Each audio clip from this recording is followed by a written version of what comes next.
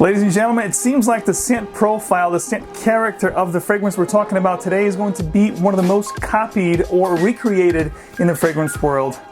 Here we go again. Let's do it.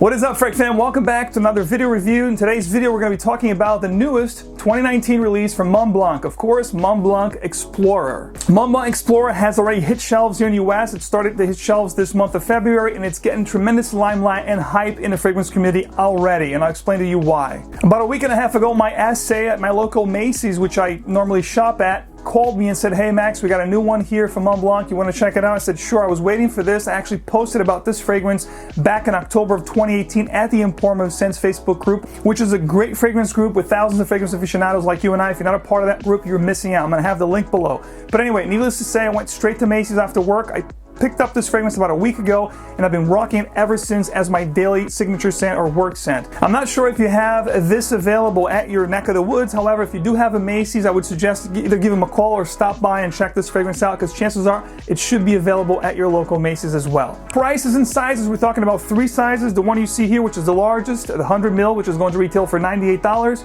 You have a size below 60 ml that's going to retail for $78, or even one below that for 30 ml, retail for $60.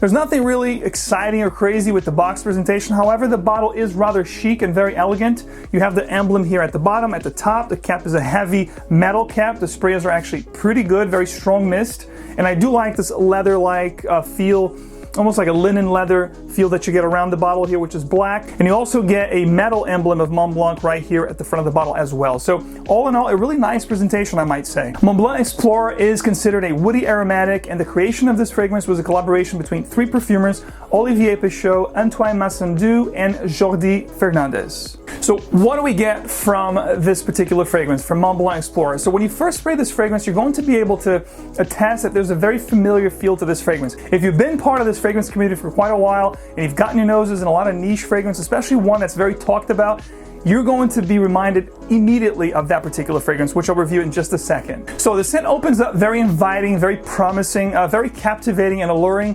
When I first sprayed this fragrance on my hand at the actual store that I picked up this bottle, I was a little bit taken because, number one, it did remind me of something that I was quite familiar with, and secondly, because I thought, due to the note breakdown, having leather, patchouli, cocoa pods, I thought this was going to be a very heavy and dark kind of a scent. It has a lot of promise. I thought there was going to be something brand new, exotic, but it's quite the contrary. Not that it's a bad thing, but I was expecting this to be a new an altogether new scent. However, it's not altogether new at all, and you're going to find out why.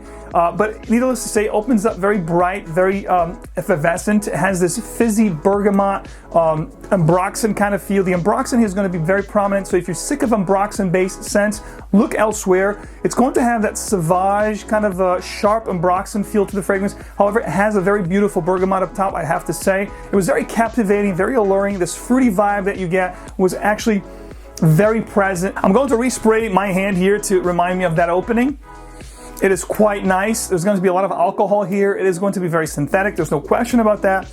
But it is very pleasant, very fruity. Pineapple is not going to be listed at the note breakdown. However, you're going to get that fruity pineapple nuance for sure. That citrus, bergamot, pineapple combo that you get with the fragrance that this reminds me of. It's also very present here as well. However, the ambroxan will take over. It's going to be very prominent throughout the life of the fragrance. So if you don't like that sharp ambroxan feel, this is not going to probably be good for you. You're not going to like it too much. I get a little bit of the vetiver as you get close to the heart. There's absolutely no feel of cocoa at all. I didn't get much of the leather except for the Drydown. It gives you a little bit of a leather feel, but not very prominent at all. Forget about patchouli and cocoa. Those two I did not detect whatsoever. I have the Drydown here. The most prominent note is going to be a trifecta of peppery bergamot, that fruity nuance with a heavy ambroxan and a slight leathery undertone Drydown. That's pretty much how you summarize this scent.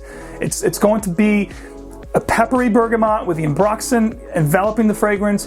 That vetiver with that leathery undertone is going to come through as the fragrance gets to the Drydown, and that's about it. So what does Explorer from Montblanc reminds me of? It reminds me of none other than the king, Creed's Aventus. That's right. Now, I know a lot of people will ask down in the comment section below, how close is it to Aventus? So comparing side by side, which I also did last week, I would say this is about 80% of Creed Aventus. It's very similar. It takes a different turn, but the opening and the heart are going to be very, very similar to Creed's Aventus. Let's talk about the performance. The performance itself was a little bit lackluster. You know, you're talking about 4 to 5 hours when it comes to the longevity. When it came to the projection, it pushed very nice for the first hour, then it got really close to my skin. I do, however, have to say the fragrance does leave a nice trail. You will get a nice scent bubble around you. People will get whiffs, especially if you spray the back of your hands and you're walking around, you're talking to people, you know, meeting people throughout the day. People will get whiffs, and you're going to get good compliments with this. That's for sure. The mass appealing, the very pleasant nuances that you get with this fragrance, very similar to Aventus. You get compliments with that. You know, expect to get compliments with this one as well. There's nothing wrong with that. This does the job when it comes to compliments and smelling great. There's no question about that. Just like Aventus, this particular fragrance, Explorer from Montblanc, is going to also give you a ton of versatility. It's a fragrance that you can dress up, dress down. You can wear it for meetings, casual, hanging out with the boys, date, whatever the case may be, all year round. This is going to do the job because, again, it has the same scent character, the scent profile as you get with another great versatile fragrance, which is Creed's Aventus. My final thoughts from Montblanc's Explorer is I think it's a good release, not great. I was actually, like I said in the beginning, expecting something new, altogether new, darker with the cacao, the patchouli. I was really expecting something very unique and exotic, and we got another clone, another, you know, copy or remake or retake on something that already exists. That's a little bit of shame, especially for us here in the fragrance community. However, the regular Joe, the regular person that goes into a store looking for something new to wear, they will absolutely love this fragrance, especially if they don't know Creed's Aventus. And when you're talking about a fragrance that's costing 500 bucks versus one that's costing 100 bucks, it's actually a not too bad of a proposition. However, I think there are other better alternatives, and I'll give you one right now.